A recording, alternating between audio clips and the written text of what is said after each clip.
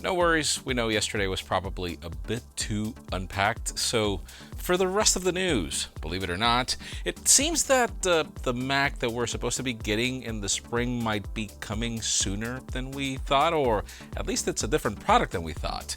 If Meta thought that they would be bending the European Union's latest laws, let's just say they're not playing around. And if you were skeptical about Apple's AR headset, these new references prove that it's actually a reality. And this is another one of Diego's puns. I'm Jaime Rivera, and seriously, is it me who doesn't get it, or should we all help Diego with some better dad jokes? This is Pocketnow Daily.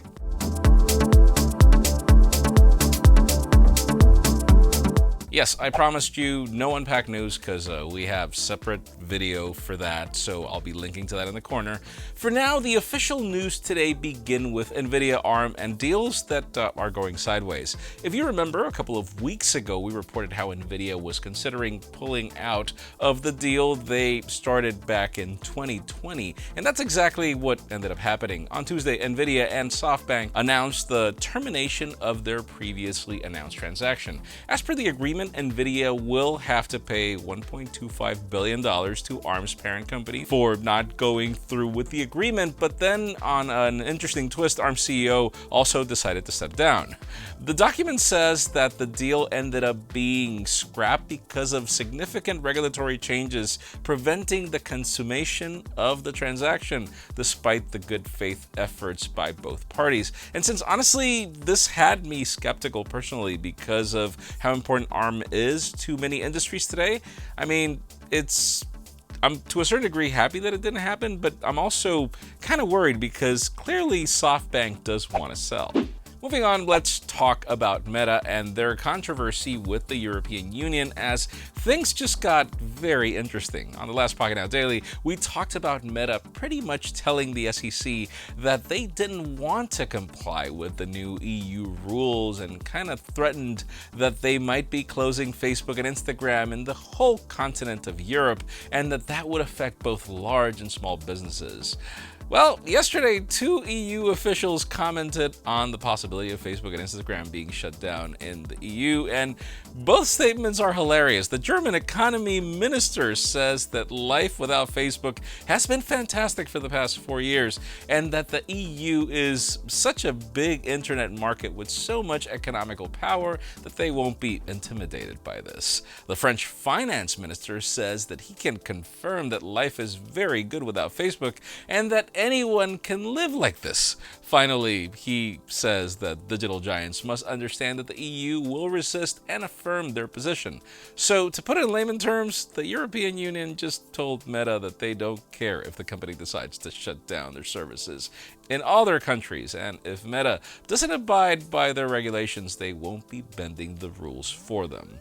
This soap opera is getting really good, and honestly, I'm just glad that somebody's teaching Facebook a lesson. Now let's talk about Apple for the first time today and more information on their spring event.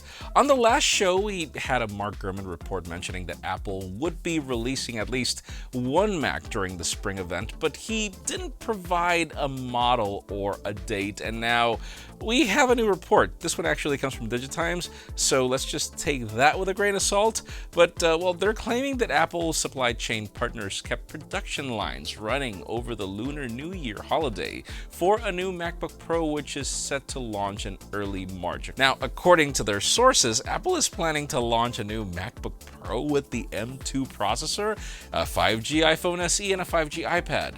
They're claiming that besides from the processor, most of the other components in the new MacBook Pro will be nearly the same in the models that we currently have with the M1 chips. We just hope they're talking about the Pro variants, because 2 USB-C ports for the Pro machines just were a joke. Now, this report doesn't mention the size of the computer, but other reports from trusted sources claim that it'll be the 13-inch model. Now, this computer has been in leaks lately, but it was tipped to come out in the second half of the year, and I'm more inclined to believe in those rumors, as having a new Mac without an official M2 announcement just does not make sense, but I mean, we'll see. And finally, for the hottest news today, let's continue talking about skepticism, but let's shift gears onto an Apple product that I've debated for a bit. And yes, I am talking about their AR headset, and Trust me, there's a reason why it's the hottest news. According to different reports, Apple is working on at least 2 different AR projects that include an AR headset and a pair of AR glasses that are coming later. Now we got a new couple of tweets that show references to a realityOS in the App Store's upload logs and Apple's open source code. This operating system has been mentioned before as ROS, and like other alternatives like watchOS, it is expected to be specific to these devices. The 2 new references pretty much confirm that it has its own binaries and that it also has its own simulator. Now, Mark Gurman claims that Cupertino wants to create a dedicated app store for their AR headset with a focus on gaming, streaming video content, and video conferencing. Bloomberg's describing it as an all-encompassing 3D digital environment for those 3 purposes.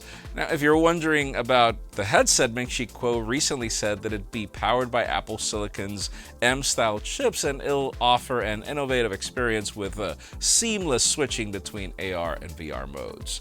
This headset could drop this year, but it could also be delayed until 2023. Well, I mean, let's see what happens. But honestly, in today's question, let us know. I mean, do you care about the possibility of Apple doing an AR or a VR headset? Because, I mean, guys, VR never really took off. The HoloLens seems to be dead.